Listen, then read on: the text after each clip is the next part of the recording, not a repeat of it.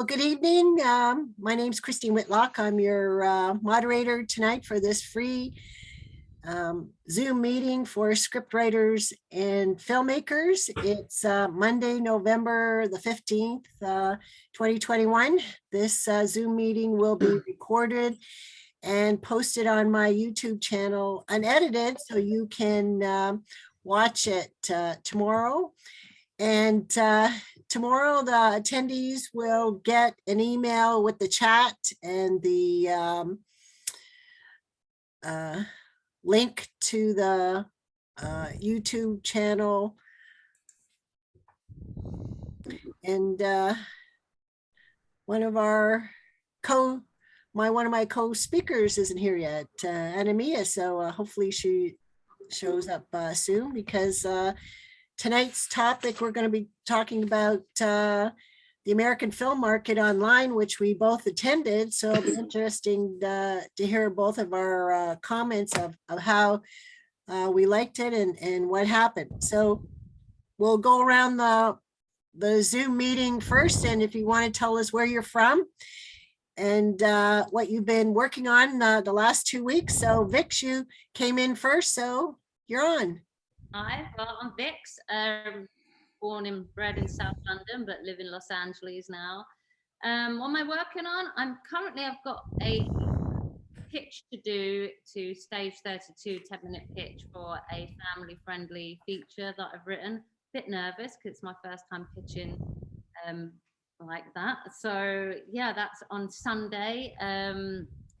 It's about a bunch of dead pet ghosts who are trying to save the life of a real world rescue dog. Great. Pat. Hi, I'm in Kissimmee, Florida. That's Central Florida, just south of Orlando. We're finally getting a bit of fall weather here, thank goodness. I have been working on several scripts because I'm looking at a couple of shorts. Maybe find somebody to produce for me or help with me. I'm also still working on my sci-fi detective script. I sent out a couple of scripts to a contact that Christine supplied to me from AFM. He was very appreciative of getting log lines in advance so he could see if he was really interested before, getting his website flooded with the scripts, because he has a submission page on there. So that was cool. The second one is a little hairy, but I sent them a blurb and we'll see if anything comes of that. I've also been dealing with a lot of new contacts on LinkedIn. I'm with the Decision Makers. That's a new group that is just trying to help you promote and market. And with all the contacts, yeah, I'm accept, start a conversation. I can't converse with 20 new people. Calm down, peeps. So I'm dealing with that and trying to get my work done and working full time. Good. Julian. Hey there, everybody. Sorry I missed you guys last time, unavoidable, but lately, I'd had my guest brother Table read the full script. It was a great time. I thought maybe I was misunderstood that there'd be a link I could share, but it turns out not. I'd have to get permissions from people, and plus we had some sound difficulties with one of the lead characters. But for the most part, it was a great experience to hear the whole thing read aloud. The actors had a great time. I got some really great feedback from folks, many very creeped out and disturbed by it, which means a win. But I do have the recording for my own use, at least to review and to play back that feedback and what people thought of it and stuff. So it was a really great time. I found some good changes. I hadn't touched Poppycock for like 3 months and went back and looked at it with fresh eyes, found some really good things that needed to be fixed, and found one dialogue exchange was just terrible. I was just like, who the hell wrote that crap? So I took that out and rewrote that. And entered it in the TSL free contest, even though it's struck out every time, just because I'm just going to keep doing it. But But it's good to take time off from a screenplay, take a time off from your work, come at it again after some time, you'll see it with fresh eyes. Also, my novel is making the rounds at a publishing house for probable publication. The co-founder of the company called it a masterpiece. And now it's being looked at by one of their editors. It's already been, she edited it, but she's having another editor take a look at it to get some fresh eyes on it too. But I believe it's getting published, but I haven't got a contract yet. So, fingers crossed. You never know until there's ink, but that would be an incredible letdown if they decided that, no, we're not going to publish you after 2 years of, we'd love to publish you, so it's just like, but they're a small outfit, but they're pretty well known on Twitter. Really talented folks, and they are themselves artists. So I really would be honored to be published by that company. But yeah. Great. Barbara. Hi, everyone. I am currently in Toronto, Ontario, in Canada. I am working on rewrites of one of my scripts currently, and that's pretty much all I've been up to for these last 2 weeks. And what genre is it? It's a drama. Great. Alex. Hello, good evening, everybody. I think I know everybody here. Nice to see a strong Florida contingent, right? We get beat up so much about the West Coast, about Florida people. So that was kind of cool to see. Hi, Anamia. Hi, Pat. I think I pretty much know everybody except for my new Guna. She knows what I'm talking about. So October, I wasn't here because I shot my flow film. A lot of you know about that.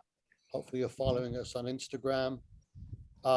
Shadow, you're gonna laugh when I tell you this story. As filmmakers, always do what you think you can do, but don't do it. Get the experts around you. I made a real big faux pas thinking I could cast this myself. I ended up kind of going into like high schools and New World School of the Arts and colleges. 2 weeks before my shoot, I don't have any cast, nothing. So then, of course, someone advises me, spend the freaking money. So I spent the money backstage, all casting, Facebook, Craigslist, anything. After 3 auditions, we had everybody cast except for the lead. Stephen's not here, but I think a lot of you know the story we wrote was a father struggling with his young son coming out as gay. So because I'd cast a minor character as a girl, we ended up a week before the shoot changing the lead character to a girl, and she friggin' nailed it. Can I tell you, when we had her come into the audition to read for the lead role, the director's texting me, get Chris on the line. Chris was the guy we wanted to cast as the father. They then read, it was so freaking good. Last minute, we organized a table read about 4 days before the shoot. David Frankel came on. He was blown away as well. And he's like, wow, this is not just a slice of life, but you guys have a great dynamic. So lesson learned for those of you who are going to be into the filmmaking process, trust everybody else around you to do what they do best. So yes, and eventually I end up casting it myself, but it was well worth spending the money. Don't try to cut corners on that. Don't cut any corners on editing. Don't cut any corners on the cast. So that was my lesson learned. The shoot went so friggin' well. We went over budget slightly with food, but besides that, it went really well. Today I got to see my first cut, brought me to tears. So it's definitely on course. I will probably have a poster next week. So maybe the next meeting I have, I can share that with you. And then November, I wasn't at your last meeting because just been really involved with Absurd Hero Productions. We have a whole new slate of things going on. There are also internal competitions, which I will let Dr. Pauline talk about that. Cool. For those of you who haven't had a chance to know me, I put, I think you've all got my email and things like that. Stay in touch. I do want to stress one thing, Christine, if I just get 2 more minutes, and that is build on your relationships. Anamia and I talk a lot. and I give her a hard time about some of the writing things, but she's one of the best people of networking and marketing herself. And that's where you're going to get that pivot point into your direction, by selling yourself, by being super cool, by being extra friendly. I drove all the way from Miami to Orlando for the film festival just to go support someone's film. She then introduced me to some other people. We ended up going for a drink. These ladies were impressed by some of my projects. They came down to South Florida on Friday, and I spent the whole day with them. We were doing tequila, I went to cryotherapy. We just had the best time, fun. At the end, they said, can we have a virtual meeting next week, which was today. Today, they offered me a job. So sell yourself, put yourself out there, make the connections on a relationship, personal basis, and then the work will kind of follow. So yeah, just wanted to throw that out there in making sure, I say this every meeting I see with you guys, keep writing, but develop your personal relationships with people, because that's going to make the difference. That's all the difference in the world. Okay, Shadow. As far as writing is concerned, I'm continuing on with Sin 13 scripts, only at this moment I'm doing some outline-ish things and going to be bringing on a one of the writer producers that I'm mentoring to write one of the scripts that she will then direct. She doesn't know this yet. She doesn't know that she'll be directing it yet. So I'm going to spring that on her, kind of like it's all a hazing process, you know, trying to groom people who you think are talented. So there's that. And today I'm prepping seminars for tomorrow and Wednesday. Tomorrow for women in entertainment at the New Women's Business Center in LA. Tomorrow is script breakdown, budget and schedule. And Wednesday is casting, you know, how to cast, why to cast, when to cast, who to cast with, and that sort of stuff, you know. And that's good. I mean, but to add to what you said, Alex, yeah, I mean, I always try to find, if it's something that I'm not really great at, I try to find people that I think are better than me and let them do their job.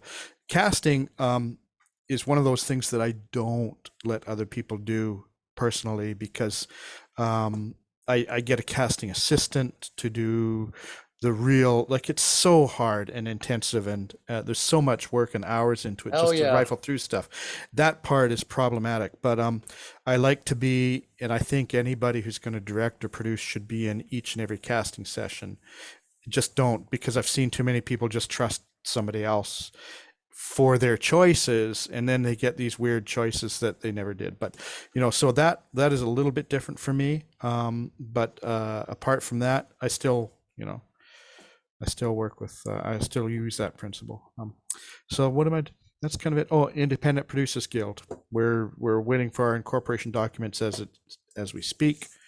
And International Independent Producers Guild.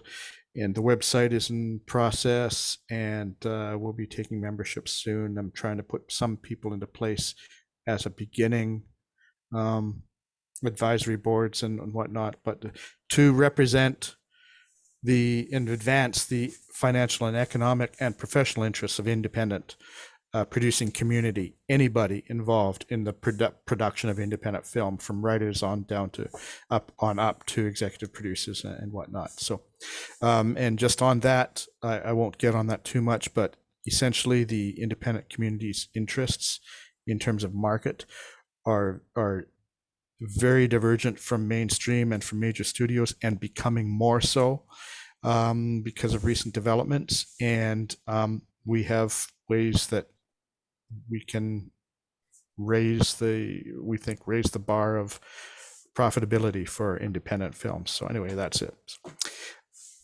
And what about your Eartha Kit? Is it Eartha Kit?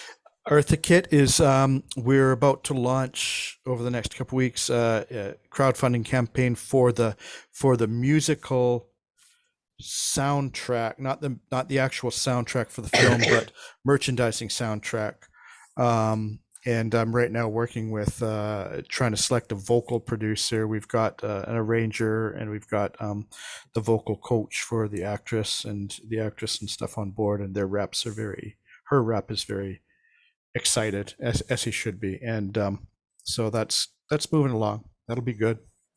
Great. Yeah. Pauline. Okay. I'm sorry I couldn't make it last week. I know I told you I was going to try, Christine, but my sister was having surgery and had some complications, so I ended up staying with her. But it's good to be back this week. I'm Pauline Williams, and I live in Central Illinois in the town of Normal. And just so much is happening. I don't even know where to start. But anyway, I'm learning as a producer. I was most interested in writing, but I'm also interested in producing, and I'm meeting people. I'm still working on the short film. And what was holding me back was the soundtrack. And I thought I would bring along people that I knew, to, go on this journey with me. But the person who is just really a song, to be honest with you, because it's just a 5-minute film. And so the person who wrote the song, she came through, but the other person who was arranging the music, he just kept putting it off, but he keeps saying that he's trying to save me money. And I said, it's okay. I'm willing to pay, I'm paying everyone. And I guess he's saying, well, I'm not charging you and all that, which is really nice, but I really need to get it done. So I finally had to make a decision and go with someone else. And they did the job in just a matter of hours. And it's been about 6 weeks, but it's hard though when you have a relationship with someone and then you finally get to that point when you have to say, well, I have to go another route if you can't get it done, and it's okay. So it's just I'm learning things about the business. But I'll still try to help people, and I'll work with him again. But anyway, I've also been doing a lot of things with the Get It Made community that Alex recommended me for, and Julian is in it as well, and so is Mark. So I've been working on a proof of concept script, and it's just a 5-6 page script. And 3 times a year, the Absurd Hero Productions, who's behind Get It Made, they produce proof of concepts for free. They choose someone to produce their work, and I made the short list, and the short list is 15 people. It doesn't seem very short to me. So I don't know how they're going to go from there. Alex probably does because he works with them. I'm not a judge, though. I just want to point that out, Pauline. I'm not a judge. Okay. Well done with the top 15. Trust me, you beat out a lot of other people who are quite miffed at me. I'm like, I'm nothing to do with this. I don't judge. Oh, I thought a lot of people, because 15 seems like a large number. So I was thinking a lot of 104. No. Oh, okay. I didn't know. I'm sorry. Well, that's exciting. 15. So that was good. And what's the genre of your short film? Well, it's not a short film. I've already written the feature, and it's a dramedy. And I had to take one scene to develop the POC. And they ask you to do one scene so that it won't be as expensive going from location to location. But it's a challenge to me because that one scene does not really do a good job of saying what the whole film is about. The film, I couldn't even get into deeply the characters, maybe 2 of them, but the third one, I didn't really get into just who she was in those 5 pages. You're just really limited. But so from there, if they make the film, they'll also help you to sell it, to pitch it and to sell it. So, you know, that's pretty exciting. And thank you all for talking about LinkedIn and connecting with people. I'm on LinkedIn and probably a lot of other social media that, you know, with my job as a professor, I don't really have time to really get into all of that. But I heard that there was a, let's see, someone from Gemelli Films. This is a film company. It's an independent film company run by women. And I guess the CEO is Candace Kane. So she was in this area not far from where I live. And I just reached out and introduced myself. And I was shocked that she wrote back.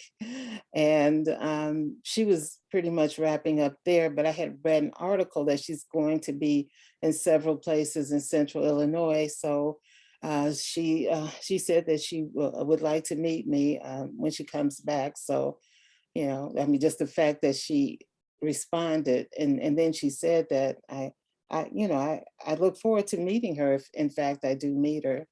So, and other than that, it's just a ton of work at the university, but that's, you know, it's that time of the semester, we're wrapping up things. That's it. Great, good. Doug Nelson. Well, hi, one and all. Nice to see you all here.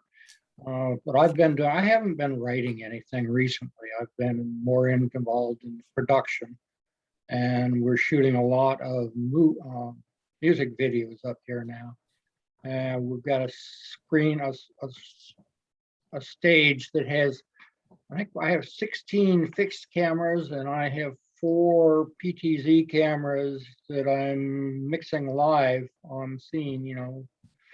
And it's going pretty well, except that every time I get all the cameras set up, I come in the next day and somebody has moved them all around. So it's hard to keep in track with it. But that's really all I'm doing now. We're going to start doing a lot more of it here pretty quick. Good. Marissa, we haven't seen you for a bit. Yeah, sorry, I was in Montreal visiting my mother, some health issues there. But I'm back in Hamilton, Ontario now. And I'd say in the last few weeks, a few firsts for me.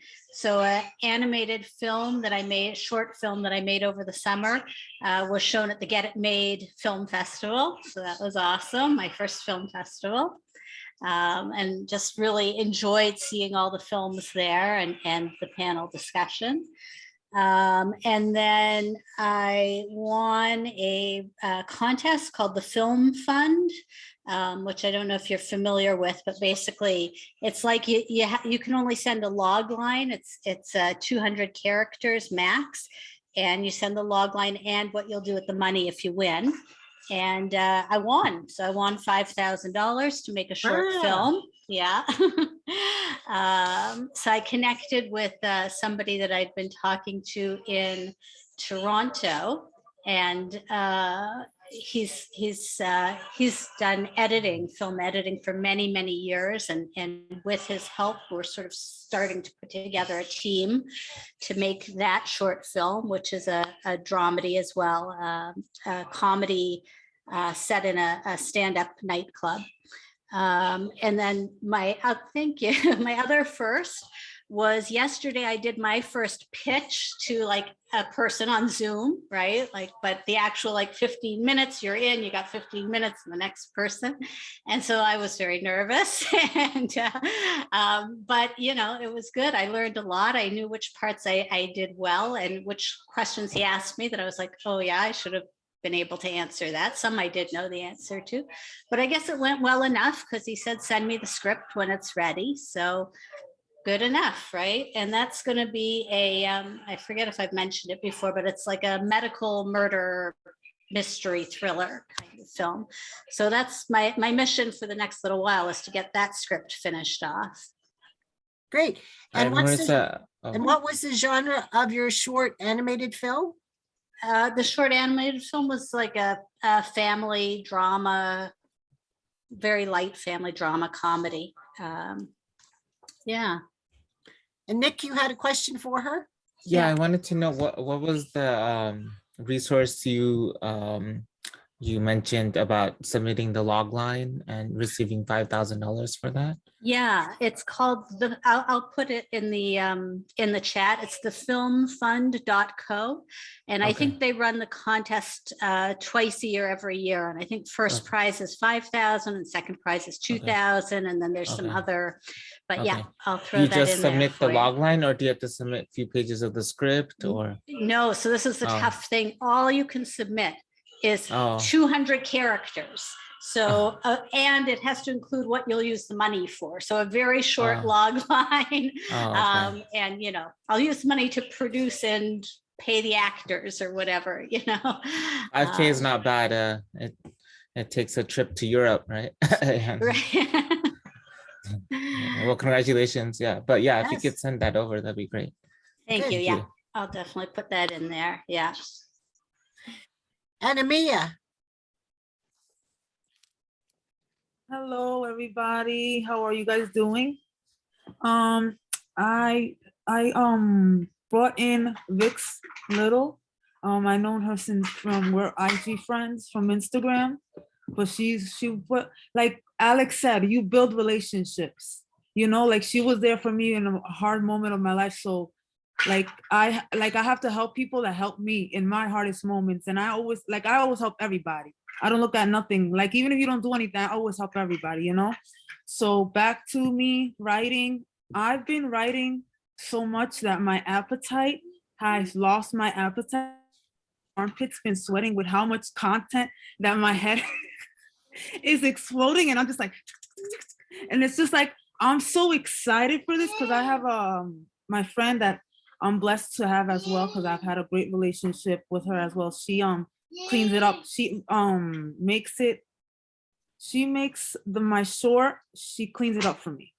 So, and she puts it like up when I send it to a producer, how it's supposed to look like, so little by little, when I'm reading, when I send her my stuff and she cleans it up and I'm reading her stuff, it's like so powerful that she understands me, because not everybody understands you and your story, and how you write, but how she understands me. And when I read her, how she cleans up my stuff, I start crying because I'm feeling what she's writing. And it's like she puts stuff that I'm just like, wow, So besides that, that's been my writing.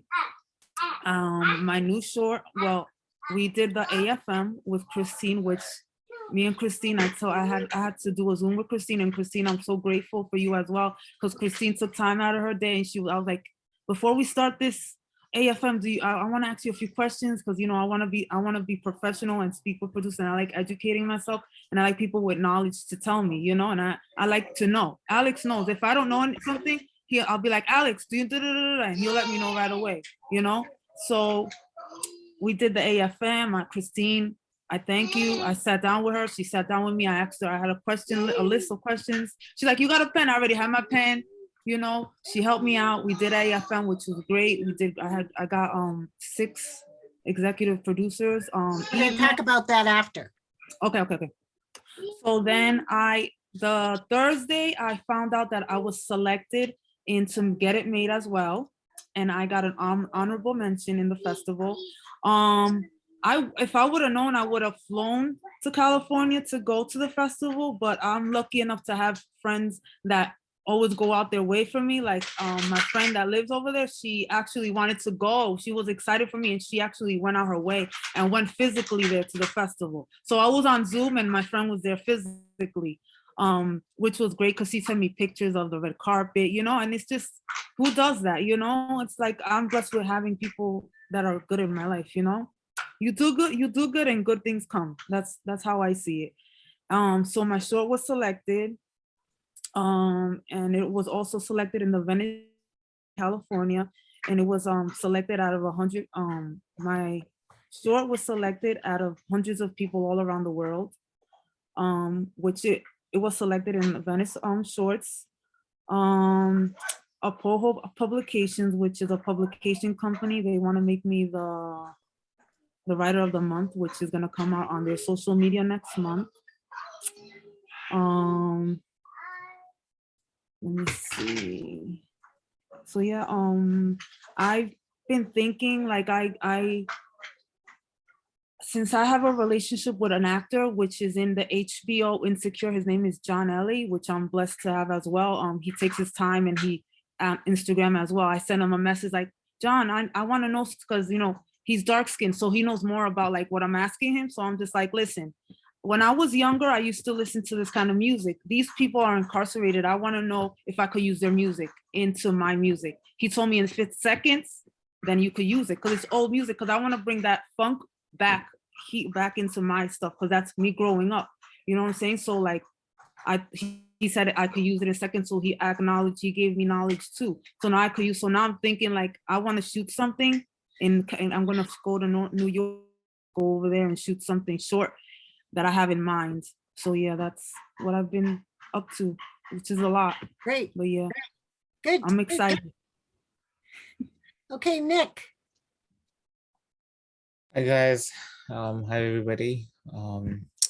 Yeah, I'm from San Francisco, Bay Area, California. Full time, I work in global web marketing for a high-tech company. I'm currently consulting at Intel. And then on the side, I do script writing on my own, commit a few hours a week. Right now, I'm working on a drama film script. Right now, I'm not sure if it's going to be a series or a movie. I'm just writing right now. It's a multi-generational drama about a 75th wedding anniversary. The couple that hit, they're around like 98 years old, almost turning 100. So that's about their kids, the grandkids, and great grandkids. I want to have a holiday touch to it as well, and not too serious, like kind of comedy. And then during the COVID era, how COVID affected them. And set in, metropolitan cities like New York, SF, Boston, Florida. And then, I do want to focus on the topics that are currently contemporary issues that we have in our country, like, death, divorce, mental health, COVID sickness, homosexuality, racism. It's a complex story, so it's one of the, it'll be much more complex than my previous 2-3 scripts I worked on. So I'm, reviewing just scripts like, This Is Us, Million Little Things, something along those lines, and reading up on, how that works. So yeah, that's what I'm doing. And that's all. That's the thing. I do want to, maybe network a little bit more on LinkedIn and slowly, reach out. So, once I do have a script ready, it'll be good. But yeah, maybe build like a contact list while I'm doing this and things like that. So good. Manuel. Yeah, so hi everyone. Hello? Yep, we can hear you. Okay. Yeah, so my name is Manuel Xavier from Mozambique. Well, I've been busy writing my scripts, which are two. One of them is a romance and a drama, and another is an action and thriller. But I've also been busy pre-marketing my TV series, which is a 3-episode. And I could have a feedback this week, which about a production company in LA that is interested in my script. So they sent me a submission form, and I signed it, and I sent it back to them on Friday.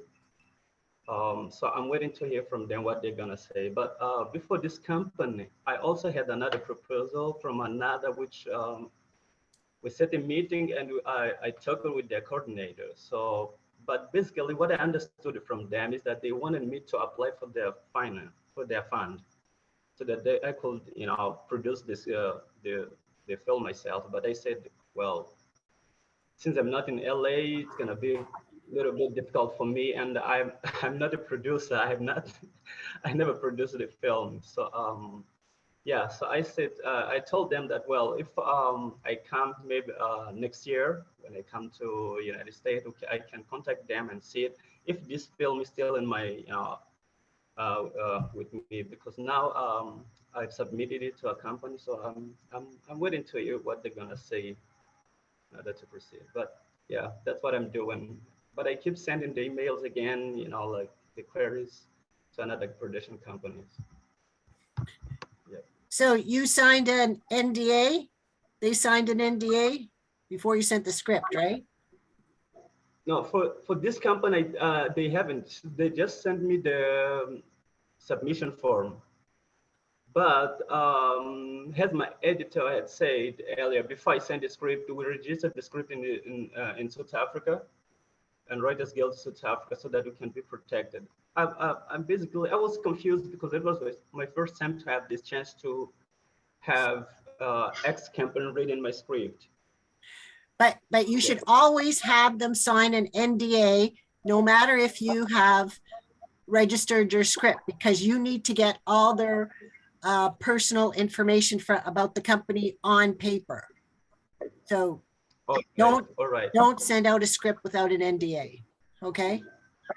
Okay. All right, Chris. Yeah, but I think just in case something wrong happens, because this is it's actually a company, you know, like it doesn't matter. It doesn't matter.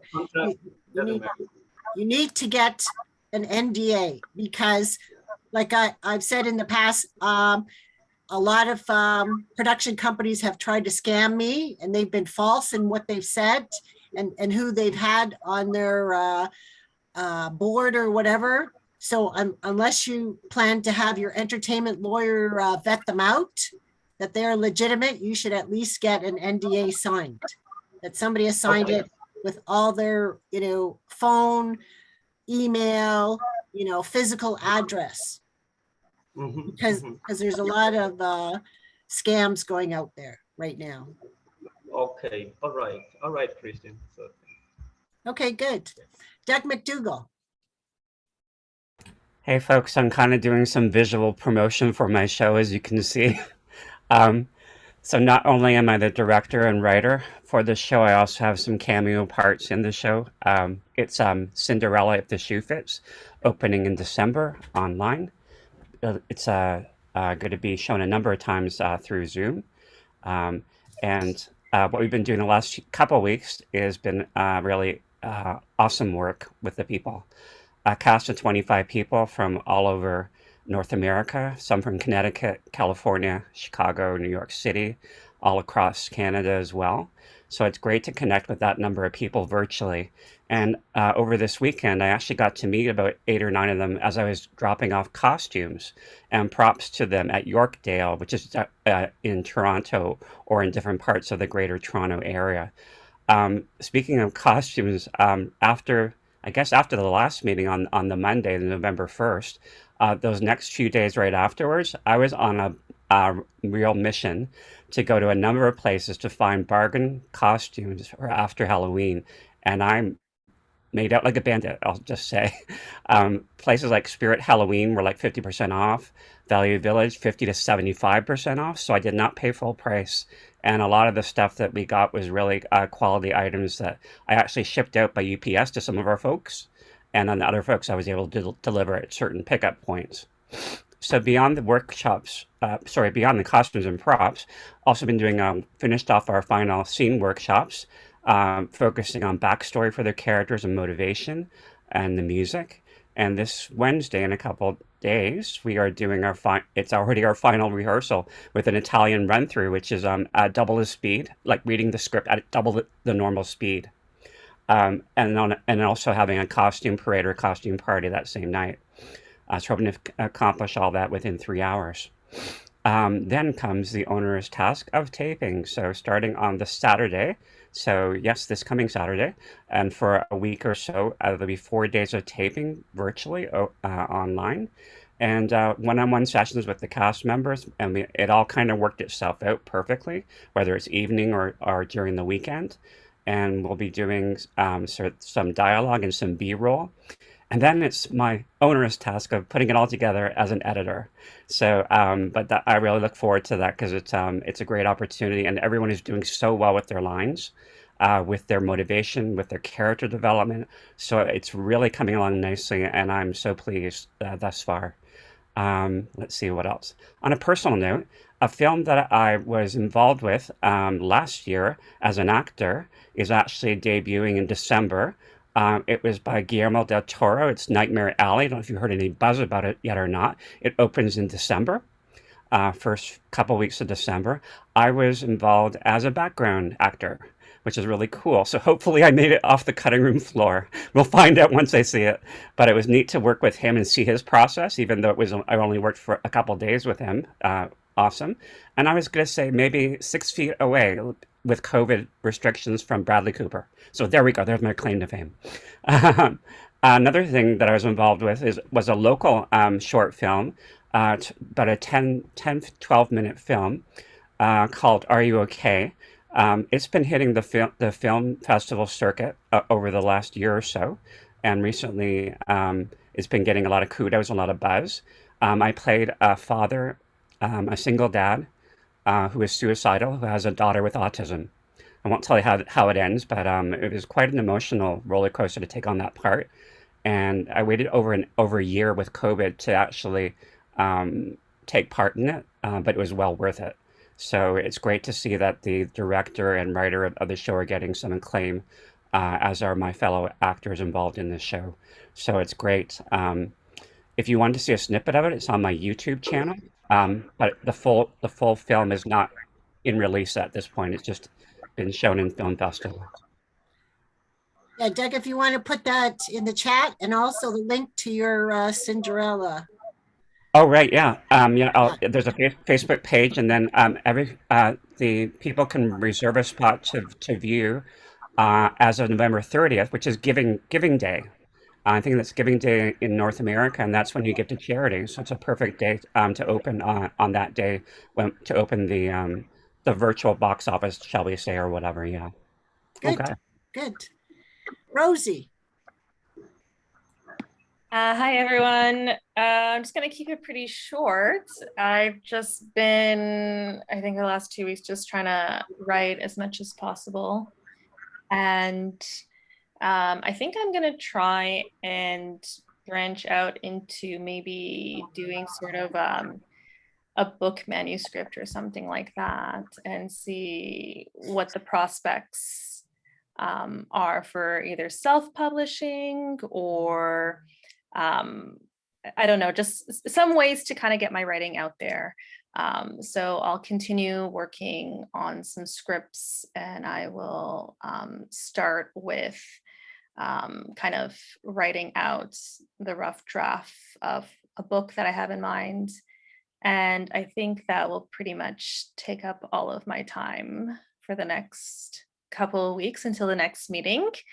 And if I have time for anything else in terms of watching some new movies or branching out into film work, then that's great. But it's been a little bit low key as of lately, and I'm okay with that. So those are my plans for the next 2 weeks. And what's the genre of the scripts that you're writing? So pretty much they're mostly drama. If I do have a little bit of time, I would like to eventually write a comedy script, but I don't think that's going to be happening in the next month or so, because comedy is not my forte. But I would like to try that eventually to see if I could get a couple comedy scripts or something kind of written, and reach out to a few people who could sort of just kind of go over it, give me some feedback, and see what they kind of think, at least in terms of if it's funny or not. But yeah, drama for now. Great, good. All right, thanks, Christine. And Christine Whitlock, I'm here in Hamilton, Ontario, Canada.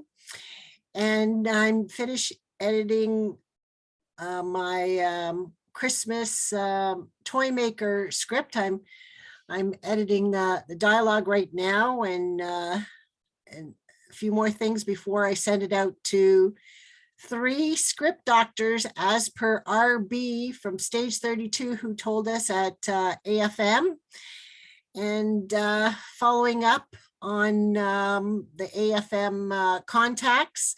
So I think this is a good time for Anamia and I to talk about AFM. So Anamia, why don't you go first?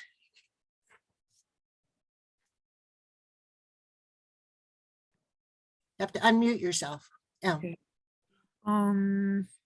So AFM was really great. I actually got to network with a lot of people, met a lot of people, producers, mainly. They want to see my script, but I'm very leery with my script because it's not really, I'm not finished writing it.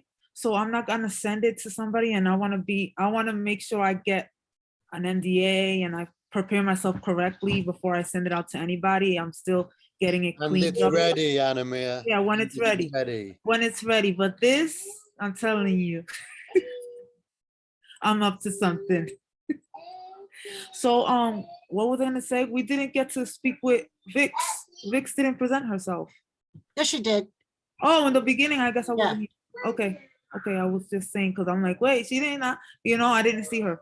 AFM was great. I got to meet producers, great networking. I really would suggest people to do it, especially when it's online. I don't know if next year it's gonna be personally, and I think it's a bigger event when it's personally because people get to see how you are, not just on the computer, but still it's a great experience. You get so much wisdom. You learn so much. You get so much, they like I said, like there's a lot of professionals that go there that educate you and that tell you what's going on now and what's going on in the future and stuff like that. So yeah, I really enjoyed AFM really a lot. I learned so much, and that's why I'm so excited for myself because what you just have, I'm the kind of person, like I'm always with one story and I always stayed with that story, and I'm just like, wait a minute, no, this is not the story, this is the story. So it's just, yeah. Now directing and everything, my mind is just expanding. I want to direct, I want to be a producer, I want to do all that, but I want to educate myself as well. One thing I'll tell you is you really don't want to be a producer. I produce stuff myself, so. So with AFM, Anamia, she said it was so great last time, and this time she got her registration free. So I decided, well, I'll take the plunge because I didn't register till October 28th, so I had to pay $440 Canadian. I won it on Instagram. I won mine on Instagram, guys. Before you guys don't think, oh, she got it free. No, I won it on Instagram. I was a winner on Instagram, so I got blessed. So next time I was told, register right when it comes online in August so that you can get the discount. And right after I registered, I had 2 producers contact me even before it started on the Monday. And one I had a Zoom meeting with on the Sunday night. He was from Singapore. And I had sent him earlier the log lines for my feature scripts and television pilots. And I had rewritten those documents. So I put in how many locations, of course, the page count, and how many actors besides the log line. And then he wanted to see my thriller script as a sample. He was looking for a female thriller writer to rewrite a thriller script. I did send him that thriller script, and he did send me some feedback on it. Now, I was also able to send that producer to Julian and Pat because he was looking for horror scripts. That's the one thing that you really have to be prepared for when you have a Zoom meeting with a producer. You're talking about one thing that you think about, and then they say, what about this or that? And then I was telling him about my 2 horror scripts that I'm writing, and he says, well, he wants to see them when they're finished. And it's like, oh my God, like I got 6 producers who want to see those scripts, but they're not being easy to write for whatever reason. And as I mentioned, RB from Stage 32, he was a speaker on one seminar about writing, and he couldn't stress enough that you should send your script to 3 script doctors, because if they're all saying the same thing as a problem in your script, then you better, you know, fix that. Pardon me, I've got a bit of a cold. So like I said, I'm almost finished Christmas Toy Maker, and so I'll be sending that out. Now, they had these networking floors. There was about 5 of them. Now, I found that there wasn't that many people at these networking during the times. There was a lot of people at the sessions, and there was quite a few sessions on writing. So that was good, and independent productions. So I was able to pitch 116 people, like to send them messages. They had a list of all of the people who were there. Now I found out later that some went into private mode, so you wouldn't know if who they were with or whatever. So some people I never got to connect with that I met. So I went and looked through I read every producer and development person to see if they would be open for pitches. So I was able to send out 116 messages. And then from those, I was able to send my log lines to 12. And then from those, my log line and synopsis of scripts to 8 of them. So, pardon me, today I phoned one producer in Toronto, and we're going to set up a Zoom meeting. And then another production company in LA, I left a voice message. This one producer, he said, I don't even care if your script is finished. If you just have an idea, we want to hear it because we're so desperate for ideas. But if his assistant isn't calling you back, that's not good. Can I ask which company that was, Christine? If you can, you don't have to share if you don't want to. I'll have to look it up. Because I'm just getting the opposite is what we're getting. MPCA, is it MPCA? Okay. We're getting the opposite. We can't look at stuff unless it's got some foundation. It's just too long to develop. Script development. I thought that was kind of weird. Yeah, it's too long to script develop. Way too long. Too much work. Now I looked on their website and everything, and they're the ones that brought out Dumb and Dumber. It's their most successful film of $275 million. Now I've had 3 producers who want to see my Christmas Toy Maker. So like I said, I got to get that finished. Now it's important to do follow-up. So all the people that I had messaged that did not get back to me, I will be contacting them in the next few weeks. 2 have asked me to follow up in January. And one writer said he goes to the Berlin film market in February, but it's really for a film market and it's not geared towards writers. So you have to apply to get a spot at the film market. And unless you're associated with a film company, they won't let you in. I mean, I've got my 4 feature films. I can kind of say I'm looking for new streaming, platforms in Europe. So hopefully I can get in. But he said, as soon as it opens in the registration, he starts contacting the producers in January, to get Zoom meetings and all that. So Anamia, if you want to carry on while I go on a coughing.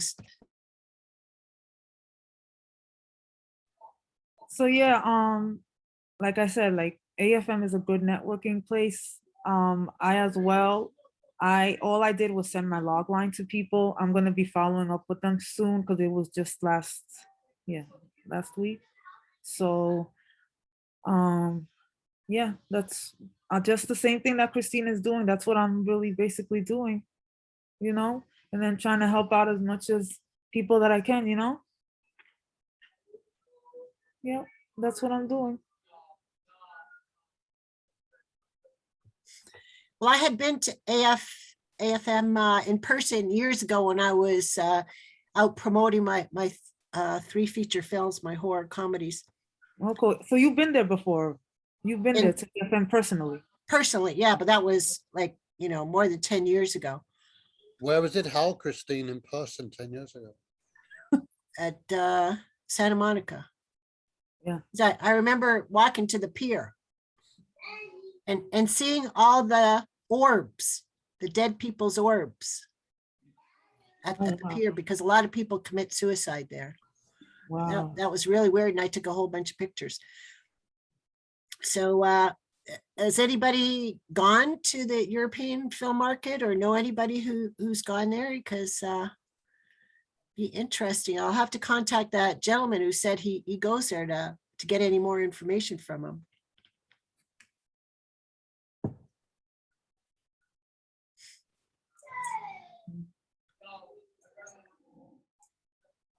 I don't know, only one person in Europe, because a lot of it is obviously based through governmental grants in Europe.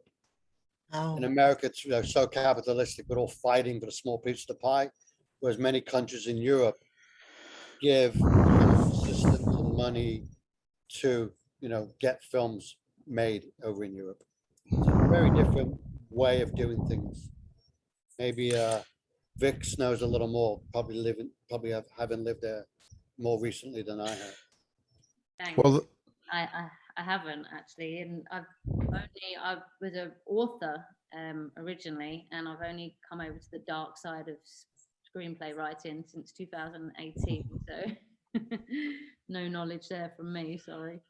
well, it should be the same. It's pretty much the same in Canada. It's all grants for the most part. There's very, very, very limited private enterprise in film production, which is why we all end up coming down to the United States. Those of us who are pursuing careers in it as independent professionals, we have to end up doing, and actors as well. Like literally, I'm no joke. Literally 30% of the film community in Los Angeles is Canadian, literally, and or at least it was the last time I checked, which was a little while ago. Like counting on her. So it's really it's very similar in Canada, and so Christine should know that. Christine, though, I was going to say, she just walked off. She wants to get a coffee. Yeah, she went to get a coffee, so I'll wait till she gets back because I just wanted I had to blow my There nose. you go. Oh, okay. I'm going to say, film markets. I mean, a film market though, the FM is a little bit different, but I wouldn't, as a writer, I wouldn't put a lot of time into film markets because they're looking for completed work for the most part, and that's why they're film market as opposed to something else. So if they're trying to restrict it, and if you don't, if they're focusing on filmmakers and distributors, that's who they want to talk to. More and more, it's very difficult to find pre-production stuff at a film market, or option stuff at a film market without already having something shot. That's just my experience. So. Yeah, because I only found one agent who also did other things on the list Right. at AFM, and he never returned my. Yeah, AFM is, I don't know if did you at the end of the day, did you really like AFM? It sounds like you've got some kind of things that are falling out that are good from it. So. Well, I'll find out if they're just all tire kickers or, if something comes out of it, because like I had to pay a lot of money, right? So. Yeah, for real, and a lot of us in the last few, I don't know, does everybody know, or does anybody know who started the AFM? You've all heard of him, Lloyd Kaufman. Oh. Toxic Avenger and that stuff. He started it many years. He was the first 2 or 3 years, and it was specifically to service the independent film market. Then once he left, it kind of turned into something more mainstream for a while. And obviously because of COVID, they've been having difficulties. But the problem with film markets is that the whole distribution network globally is like evaporating and going through such turmoil, that the film markets are having difficulty because they, distributors don't give you anything anymore. And so many of them have gone under. So the film markets are kind of like holding on and trying to keep it above water as a film market. So that's just kind of, it's very uncertain right now what'll happen over the next few years. They'll never go away. They're, film markets are important, but it's just a hard place to go. AFM in particular. I went a number of years ago, and everybody was trying to get into AFM, everyone, and it was crazy. And then they tried to become so exclusive, a few years ago, 3 or 4 years ago, 2 years and the year before COVID. They literally restricted access to the hotel, so you could not get into it. Even if you had an appointment with a buyer, they would not let you in the hotel unless you paid to attend. So whereas previously, if I'm a buyer, I'm getting annoyed if you're not letting somebody that I paid to attend here into the hotel to talk to me. And they literally had to go out and meet, at the hotel next door, the Lowe's and people like that. And so it was difficult. And I don't know what the current group in the FM is doing, frankly. As a buyer, you cannot register in AFM as a buyer unless you have already sold or agreed to sell something from the organizers of the AFM. That's a fact. And so, there's like 20 companies that are associated owning it. And so it's a kind of a weird thing. I don't know that used to be the case, but that's the case currently, because Facet TV wanted to show up there, and we're like, I'm not distributing that stuff. It's I don't even know you guys, half of you, and so we couldn't even register as a buyer, and we're trying to be a streaming service and a distributor, so I went to it's the AFM, go ahead. I'm just rambling until somebody interrupts me. I went to the AFM in person the year before it went online. The last year they had it in person, it was still at the hotel.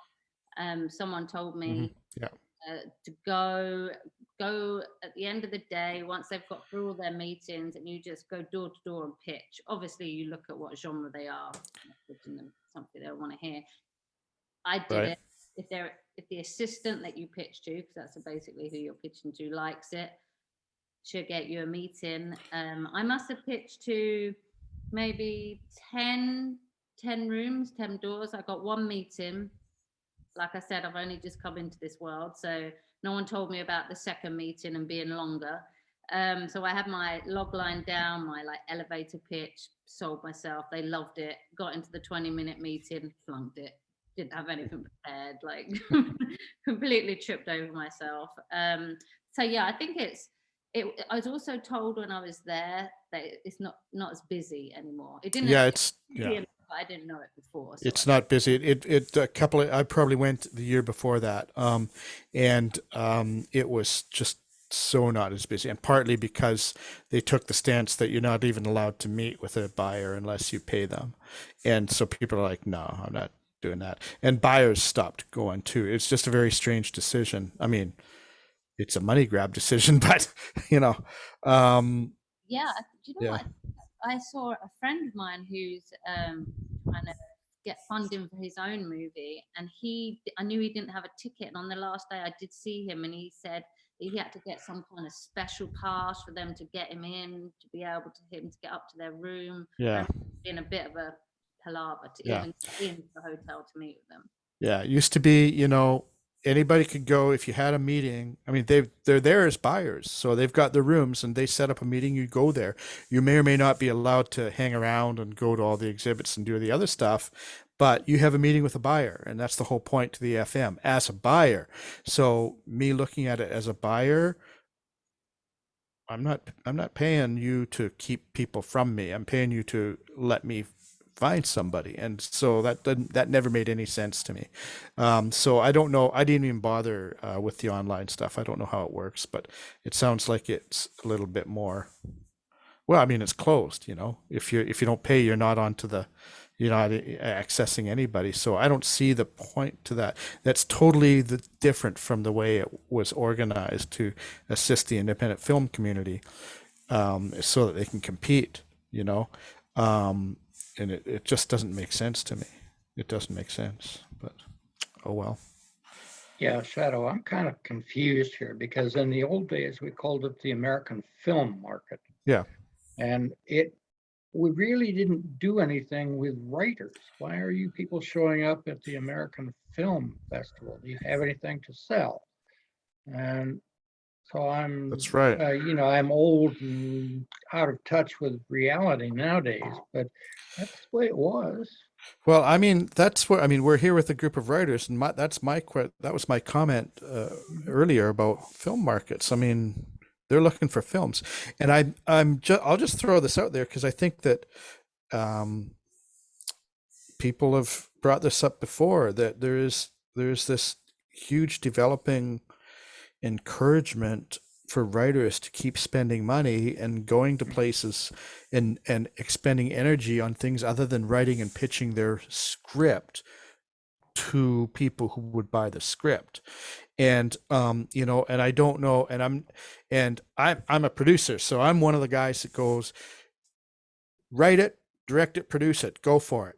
But if what you want to be as a writer, you shouldn't be doing all those gymnastics to try to figure out how to produce and pitch a movie when you're trying to sell a script. And I just see, to me, it's like very confusing, and I feel that it's doing a disservice to so many talented writers who are getting distracted trying to sell a movie essentially to people who won't buy it because it's never going to turn out to be the movie that the writer is pitching, because they're not in that mode of producing, and they don't know what's good for a budget and what's good, you know. And then they go out and they do a proof of concept that has nothing to do with the film, and and that's the dead loser to do that, because as soon as they see something in a motion picture form that doesn't reflect in perfectly what you're trying to sell, you've lost the sale, right? And so you can't do a proof of concept unless you have the writer, the director, the talent, cast, the production design. That would be a proof of concept, an excerpt from the actual production. But if you're going like, oh, it might look a little bit like this, that's, don't do that.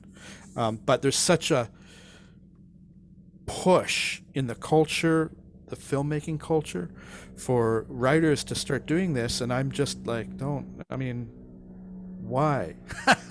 Why? I see why people, because then they turn around and sell you something on, I'll do it for you, I'll do the proof of concept for you, I'll do the pitch package for you, I'll do that. Pitch packages are like, come on, you don't need a pitch package, you need a log line in the script, that's what you need, and a literary agent maybe.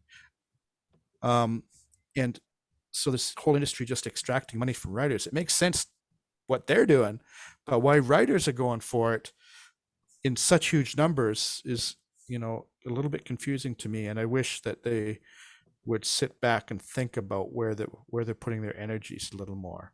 Because as I said, if you want to be a producer, do it. Putting their energies, yeah, the producers, writers. Yeah, if you want to be a producer, be a producer. Yeah, and writers don't belong in the film market side. I don't think so. I mean, they need to go find their own little niche to fill.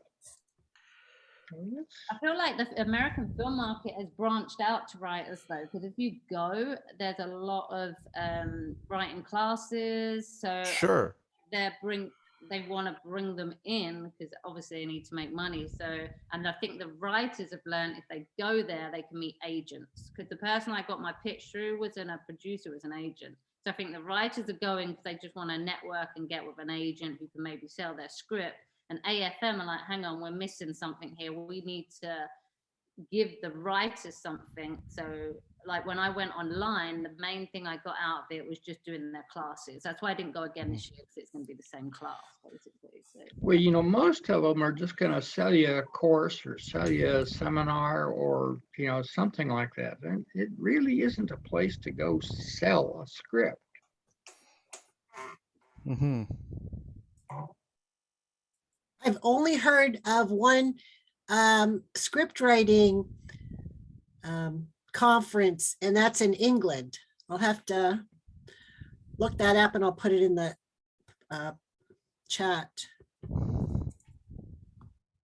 I see this all the time too, in the film festivals. They get the writers to send in their scripts to a film festival. What the hell's a writer gonna do in a film festival? Doesn't make sense. but they have like pitches. Like if you go to the AFM, they get you to stand up and do pitches. So they're really like pushing out to the writer. I think the writers go to the festivals because there's things for them. So they get you to come up and pitch your idea with the, it might be. Well, my question is pitches to who? Who are the people that you are pitching to? Are they really people who, are they really the people that can make things happen, or are they just, hanging around collecting your money to have you pitch to them?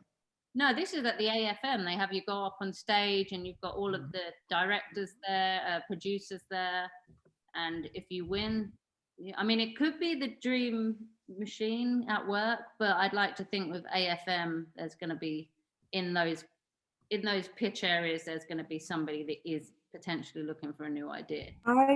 I saw the difference between last year's pitches and this year. Last year, they had somebody extra in their company when they were pitching. The person that pitched is actually in production right now, and they won that in the AFM last year. This year, the judge, they had people pitching, and the judges were telling them what they were doing wrong. Right. It's like, for example, I saw some guy, and it was kind of funny, but then you learn. So a guy was like, "This is my thing," and the guy was like, "Listen, you're a really good actor. You're a really good actor, but if I was in a writer's room with you, you scare the shit out of me." And I was like, "Oh my God." I'm like, "Oh my goodness," and he was just like, "Well, one of you guys were making noises when I was like, he cannot say that. Like, why is he saying?" And he was like, they were like, "Well, you have to go over the noise. You have to be able to pitch with the noise in the background." You know what I'm saying? So like, they were like telling people like that, like, they had 3 people that did over 100 movies. They had Jessup. Well, one of them was Jessup, and she gave good advice, but it's good as us for writers to see this kind of stuff, because it shows us what we have to do. Like I went to school for 5 years in film school, and I learned in AFM, I learned more than I owe $65,000 of school. And I learned in AFM last year when I went more than what I did in school in 5 years. Yeah, now I have a digital camera. Yeah, I know what to do with it. Now I know what to film. Now I know how to shoot, how I want people to act in it. I do shorts myself. I submit shorts to film festivals. I've been getting honorable. I've been getting, I got an award winner for best experimental. So it's getting yourself out there as a writer, and they could see, because me, I take the strongest content out of my writing and I try to produce it myself and try to make a short, and I edit it myself and everything, because that I learned in school. So I put it in festivals, and I've met people just like that, so it's everything is different now, you learn. I think that for us writers, COVID happened for a reason. It gave us an opportunity for people could hear our voice. It gave us an opportunity for we could have more stuff to expand out there, So that's how I see it. I see it as a benefit, the COVID whole thing happened, because we have now a voice. There's more opportunities for us writers that are underground, Yeah, that pitch festival, that pitch conference was excellent, because they had to be so succinct in 2 minutes. And then, like, I wrote down all of the problems that people had in their pitches, and the majority, they had to start off with whether it was a feature or television pilot and what genre it was. And you had to tell what it was, why it was important for you to tell this story, and then give the pitch. And other than, I think, one or two people, the rest were excellent. They did a lot of practicing, because you would have to practice a lot, you know, to be able to say it, because you had to go Zoom the 2 minutes, and then you had to be very respectful about the comments that you got on your pitch. And because these were, you know, top producers, and I looked these people up on IMDb, so, you know, they were legitimate. So they gave great comments. Are these actually producers who are looking to buy and to produce something, or are they just people hanging around and going to these things? The top two people got money from one of the guys on his own. It was not part of the package. The prizes were free admittance to next year's AFM, but he gave, I think, an extra $200 each to the top two. Plus, he wanted to read their scripts because he was interested in them. Some scripts the producers were interested in. They said, you know, get back to me on it. And then who knows who was watching, you know, this script conference, and, you know, who would contact these people later on. Right. I really kind of asked the question, because if I'm looking for a script, if I'm, you know, I've got a couple 100,000 hanging around looking for something to do with it, and I'm going to go look for a script in a certain genre and written in a certain kind of style that I like, where would I go? What makes you think that your script is going to be my script?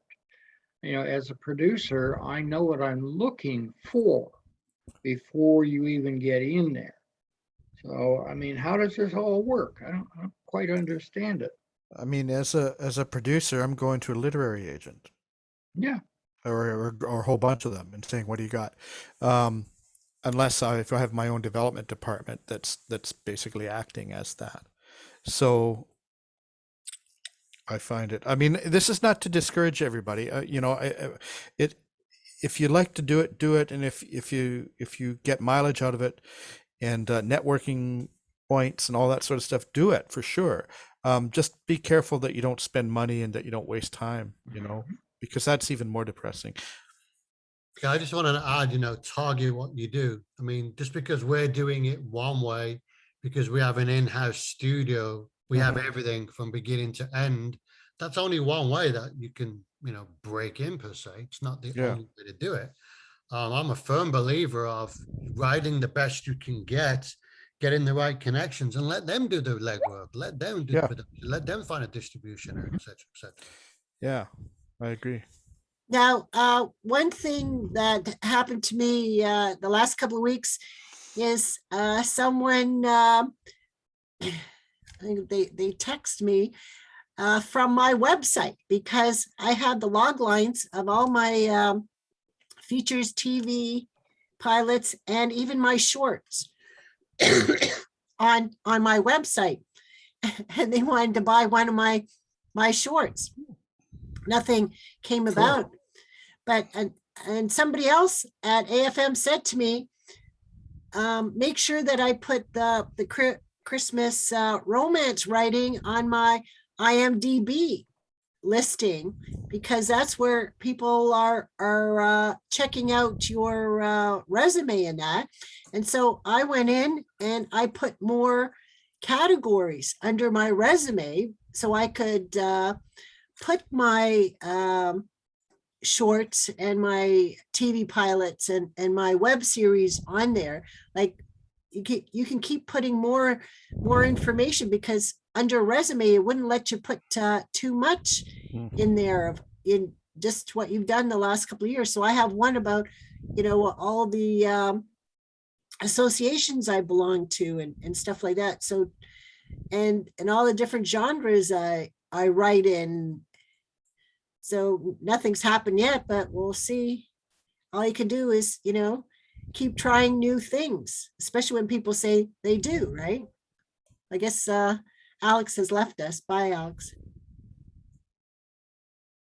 So I had posted in the chat, someone had given me a script writing conference in England. It was in September, and she, I don't know if she sold anything, but she said it was good for her. So I'll have to check it out for next year.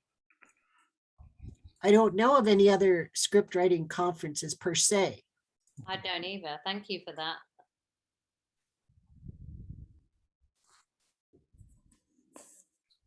Do you actually know anybody who has ever sold a script in one of these things? The person that pitched last year, she actually was, I believe, the nurse of the woman that did the Ronald McDonald Foundation. And she pitched it, and right there and then, I know now she's producing, because I follow her on Instagram, she's producing it now. And she was, they did a little short document, a little short saying that she's gonna be producing on Hollywood, the Hollywood Reporter. So that's kind of good, I saw it with my own eyes last year, and it was great, I saw that she did pitch it, and she sold it, and she was great at pitching. I'm not even gonna front, she was great. Cool. Yep.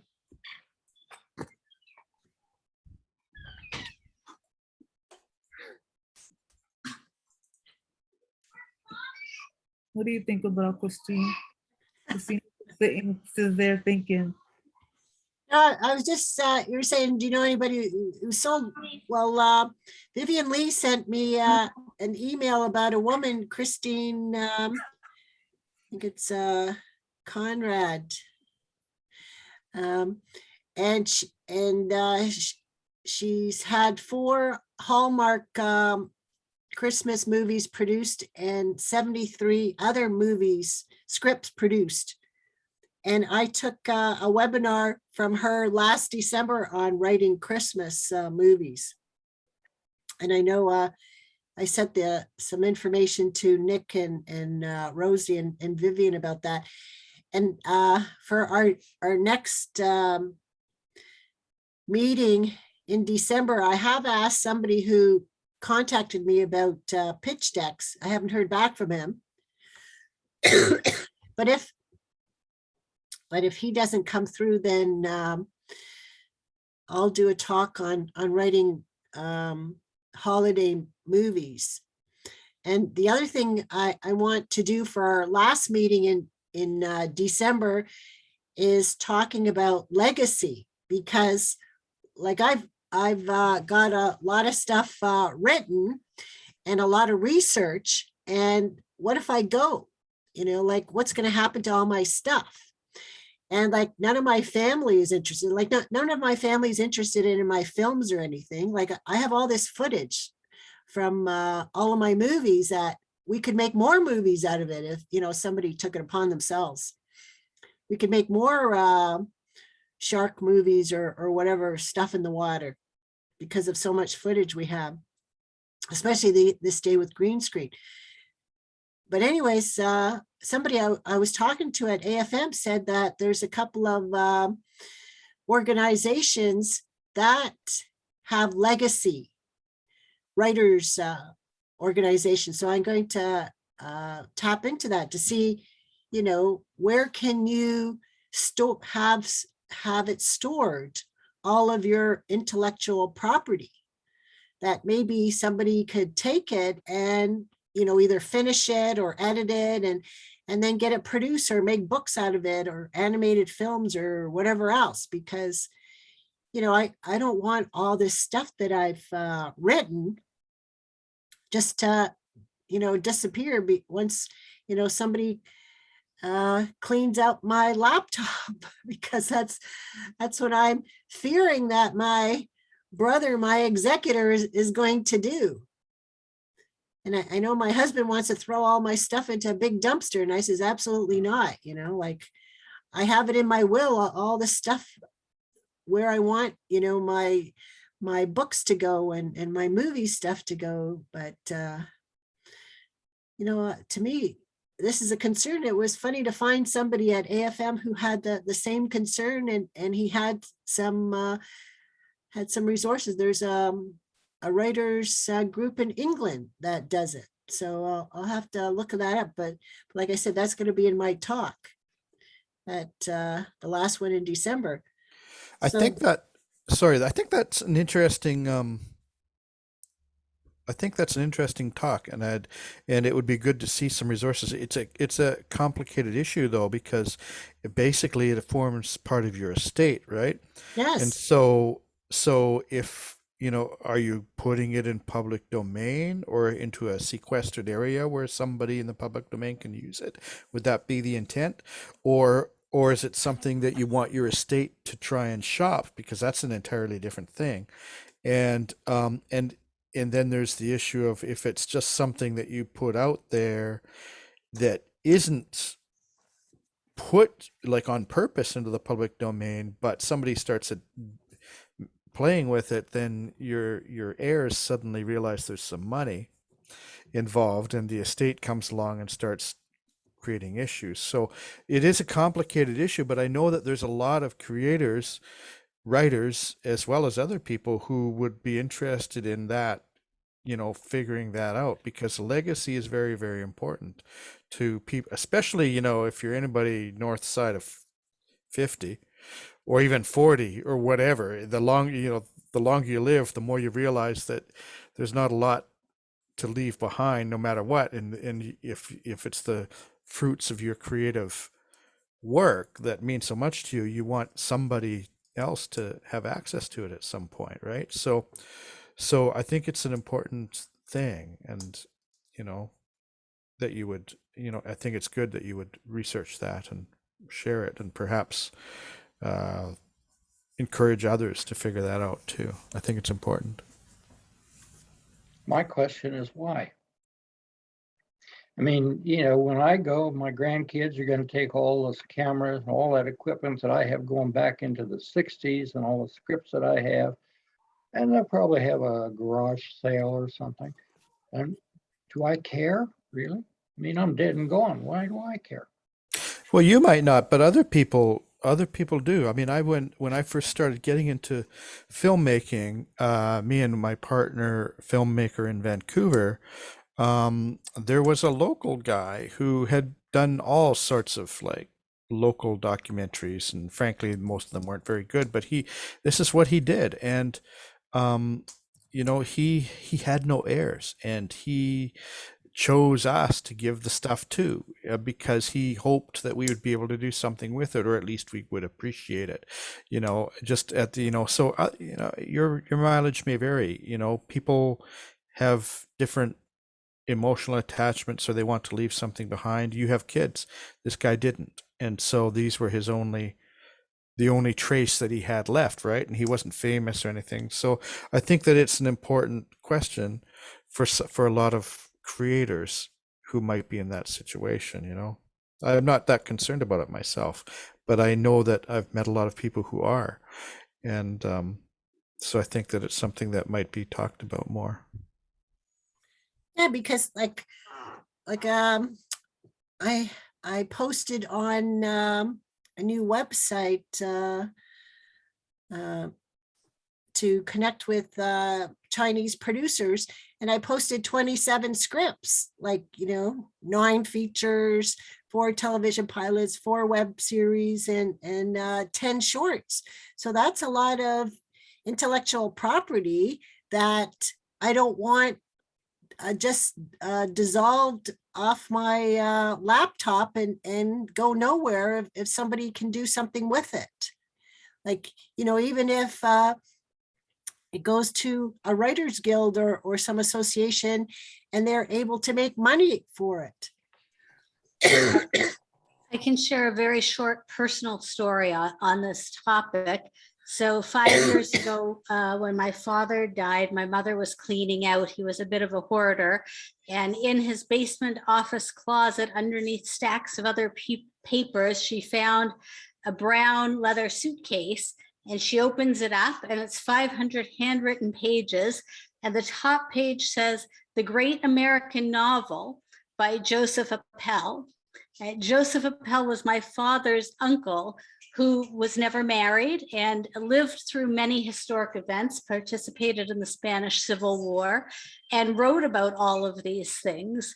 And so there we found it many years after he died. And first I did a lot of research and tried to write it into a book, but I've actually turned it into a screenplay. Not his actual novel, but his life. So there was someone who left his writing and his inheritance to be found sort of a generation later and worked on.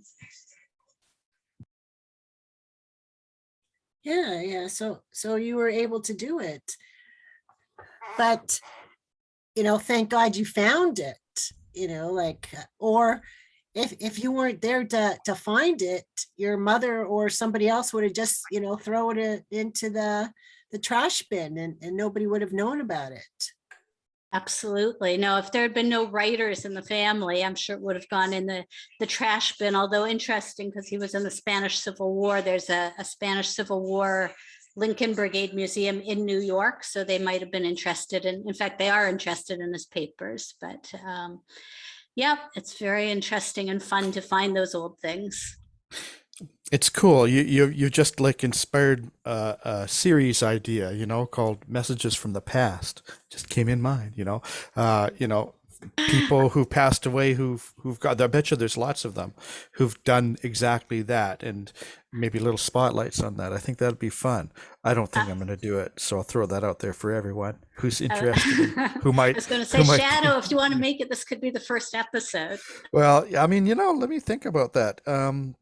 Research is the problem on that issue, because where do you find such stories that are real stories, and then what is the then you have to go through this volume. So to me, it's a huge development issue and a pre-production issue. But if you can meet those issues, then it might be an interesting kind of series to a lot of people, because it's about legacy, and it's about passing down from family to the descendants, and culture and history. And I think that's an interesting Did I mention I'm a palliative care doctor, so I meet a lot of those people. No, you haven't. Yeah. Yes, Yeah. I am. For 30 years now, I'm a palliative care doctor.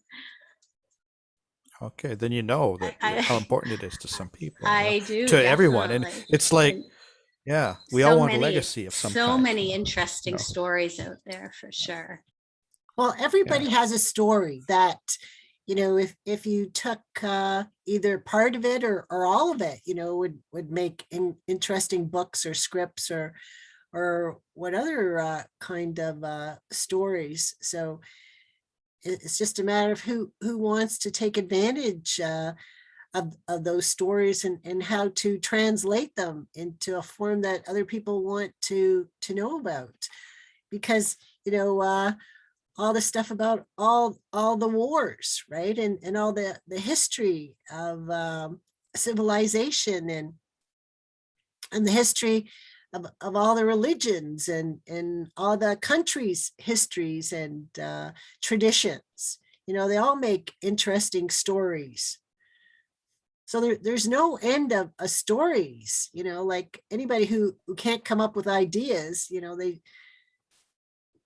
they just have to look around or talk to somebody on the street or a homeless person or somebody in a wheelchair or in a foster home or a long-term care home. They all have great stories.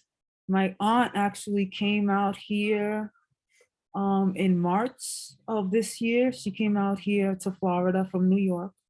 My aunt, we have my cousin, she passed away when she was 42 years old.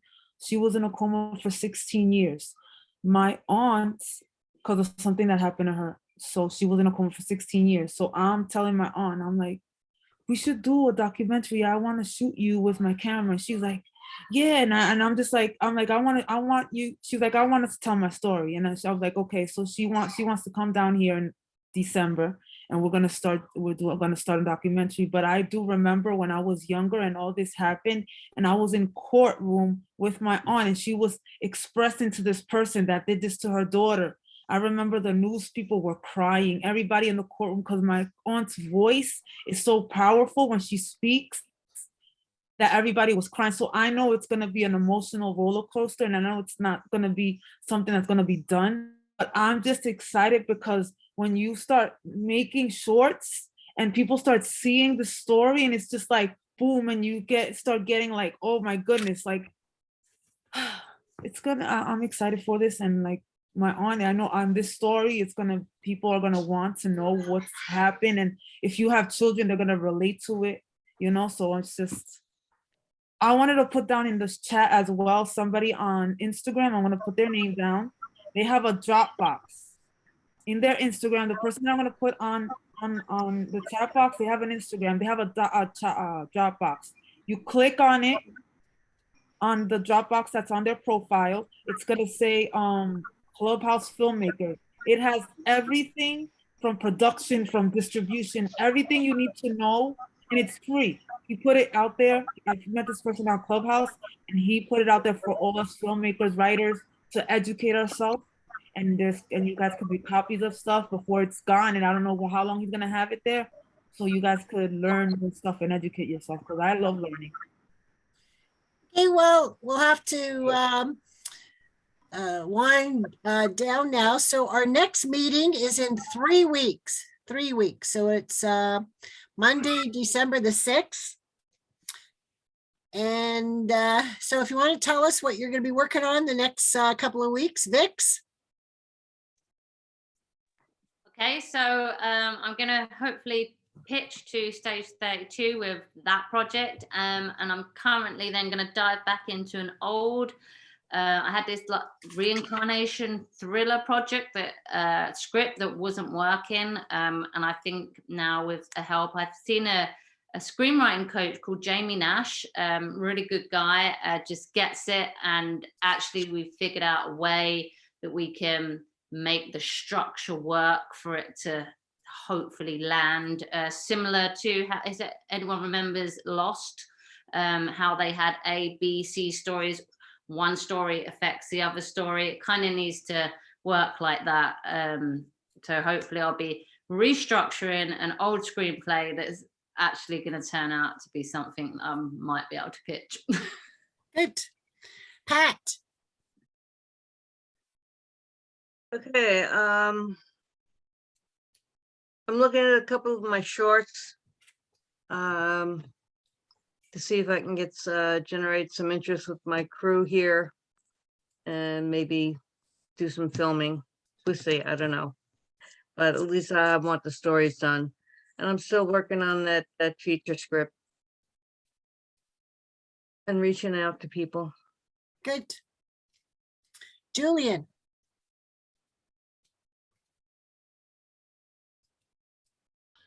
Hey folks, I'm gonna keep on keeping on with my sci-fi script. Lots of fun, get very exciting. And Get It Made X. I've been working on that proof of concept for Deaths Brothers, 6 pages, and I've submitted it 3 times to Film Freeway. This last time was one of the 3 that will possibly lead to shorts getting made. I did not make the top 15 this time. My score went up from a 7, and then I worked on it, and we table read it. It went up to an 8. We table read it again, got more advice from a producer, submitted it. 2 producers, one gave it a 7, the other gave it a 6. I was just like, whoa, okay. So 3 months of workshopping with Get It Made X, and somebody's just like, too violent, oh, another dream sequence, great, so I was just like, all right, I'm gonna try again in November with that.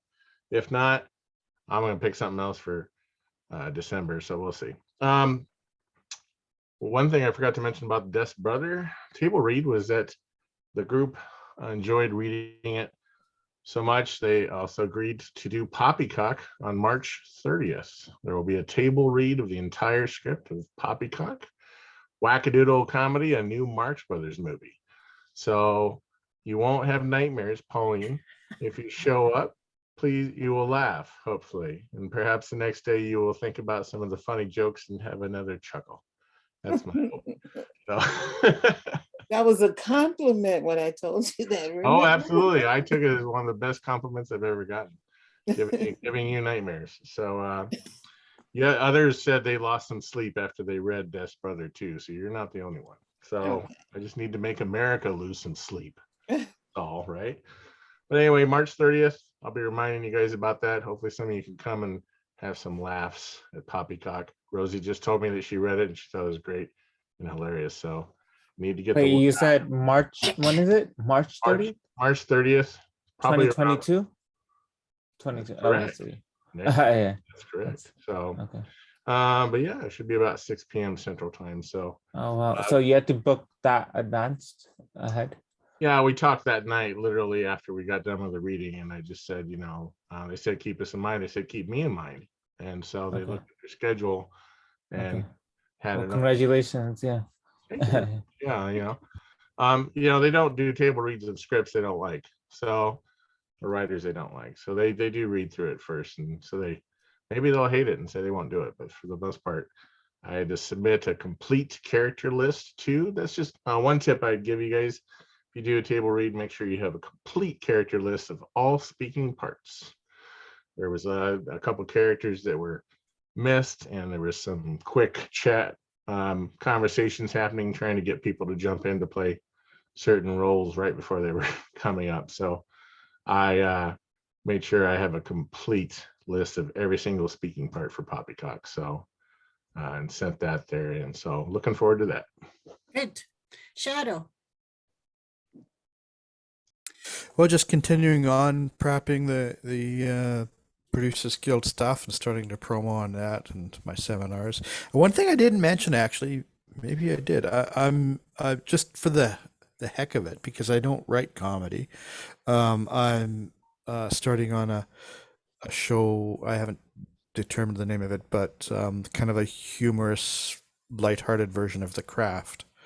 Just because I saw a movie, a really low budget film called The Sugar Skull Girls, and it was really not that well conceived, but it was funny, and it was. And I thought, gee, I'd kind of like to do that. So I don't know if it'll go anywhere, but it's kind of recreational for me right now. So we'll see. That's it. Good. Pauline. Well, they're going to do a reading of my POC, just the 5 pages, not the whole script. That's coming up, I think, before we meet again. Let's see. And hopefully I'll have my short film completed. And as I go into the Christmas break, for my job, I'm going to start working on finishing up my pitch deck. I've done most of it, but I haven't done, things like a budget or something. So I'm learning how to do that. And, people are interested in investing in that movie. So, it looks like I'm going to do it as an independent film. Great. Good. Doug Nelson. Well, I keep working on the stuff that I'm working on right now. I've got a couple of bands that I'm shooting for some promotional work for. And actually, these guys they're a mid-70s garage rock band, but they're all a bunch of old guys on Geritol now. So they're really good musicians, but they still are stuck in the heavy rock stuff. And I'm trying to branch out and do some other things. I've got a couple of classical violinists, and strings, quartets, and stuff like that I'm going to work on. Great. Marissa. So I'm going to keep building a team to make the short film, which I should say is called A Man Walks into a Bar. So that's that one. So yeah, I've met some good people, and we need to, you know, keep team building there, and then keep working away at my medical murder thriller to get that script finished. Good. Anamia.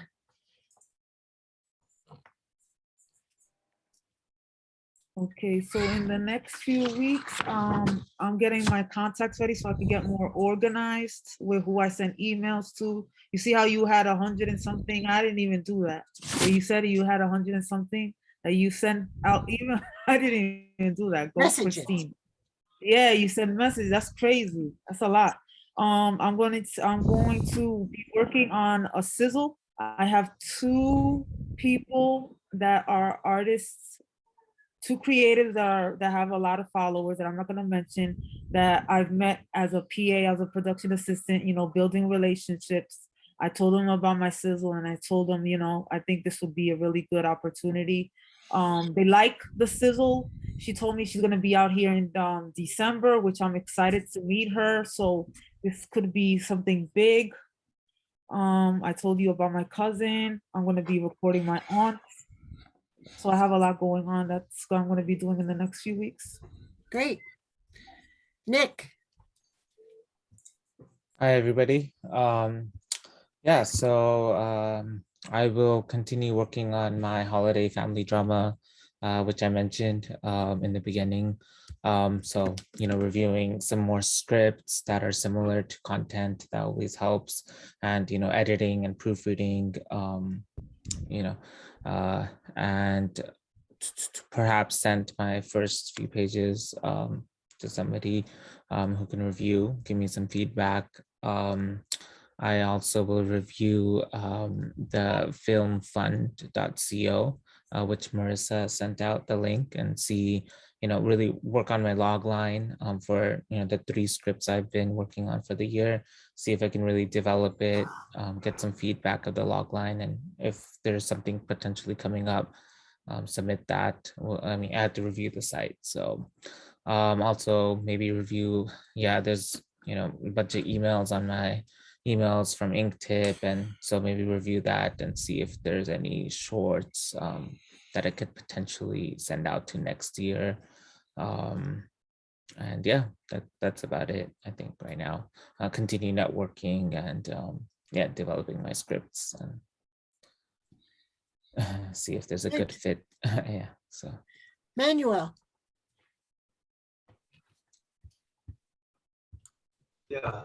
Hi guys. Hi. So I'll be writing. Yeah, I'll be right. And I'll also keep sending the query letters for producers. But what I do actually is to, you know, check what this producer have been done before I send them so that I can see what genre of the project they have produced, and then I send them my project. But yeah, that's what I'll be doing. So see what something good will turn out. Great, good. Doug McDougall. Hey folks, I forgot to mention at the beginning, I'm based just west of Toronto in Georgetown up in Canada. So at any rate, and calling in tonight from Hamilton. So by the time we meet again, my taping will be over as of November 27th. I'll be in full film editing mode, which is going to be really cool. So it'll be nice to have a little bit of a break to talk with you guys or meet with you guys. In the meantime, I'm still sourcing sound bites, sound effects, and virtual backgrounds to really enhance the whole production. And the neat thing from last year, this time last year, I've actually got an extra 2.5 weeks, which I did not build in last year, to work on editing, which is going to make such a difference. I was working right down to the wire last year. So this year I'm working smarter, not harder, as they say. Good, good. Rosie. So kind of just relaying what I said earlier for the intro, I'm going to continue writing. So maybe I can do like a script form, 1 script. It's 3 weeks now for the next meeting. So hopefully I'll be able to get another script done in that time. And I'm going to start working on writing out sort of the book manuscript in that form for an idea I have. I'll be reaching out to some people to talk about the publishing or self-publishing. And also some people have reached out to me tonight to sort of continue the conversation in the upcoming weeks. So that was very, very helpful. I'm obviously going to have lots of questions about, you know, that sort of industry. I didn't really consider writing a book. I think it was like 10 years ago. So that's going to be new for me. But again, it's just kind of going in the writing realm. And I think I mentioned to someone else that I originally had an idea for writing a script, sort of a sci-fi script, but it was kind of so complicated. I'm like, maybe it'll be better in book form. And if it works there, great. And I can always go back and adapt it into a screenplay. So just kind of a lot of thoughts in my head about that. And I'll just continue looking into different resources that you guys have mentioned over the weeks, like Stage 32, Script Revolution, Ink Tip, and all that. So I'm just gonna keep busy with, you know, giving myself more work and writing, but the whole idea is to grow and get better at my writing so then I can eventually sell a script or a book. So we'll see. Great. And myself, I'm going to finish editing my Christmas toy maker, and I have to revise the Bible for the Christmas thefts mystery, because I have a producer from AFM who's interested in that, and then follow up on those messages that I had sent out at AFM, those who didn't contact me, and you know, see if they want me to send out my log lines for my feature scripts or my TV pilot. So the thing is persistence. You have to keep, you know, keep doing it, keep doing action, and keep sending out. You have to keep contacting people, because you know, if they don't know what you're doing, then how are they going to contact you to either buy a script or give you writing assignment? So, okay, tomorrow you'll get the chat and the link to this unedited recording, and then we'll see you in 3 weeks on Monday, December the 6th. Keep well and keep writing. Bye for now. Bye-bye. Bye-bye. Bye, everyone. Thanks, Bye. Christine. Bye. Have a good night.